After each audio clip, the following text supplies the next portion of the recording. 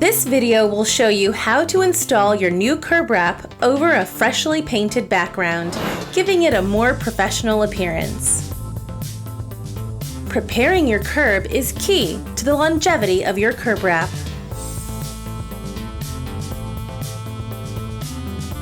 With a scraper, scrape off any loose or chipping paint.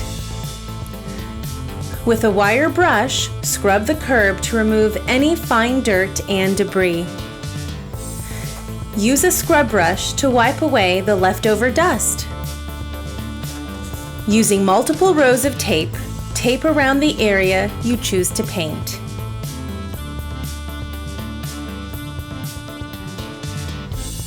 Spray on multiple coats of paint as needed and let dry.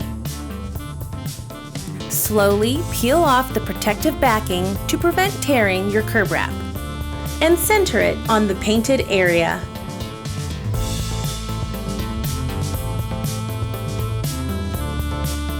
Using a rubber mallet, beat the curb wrap into the concrete.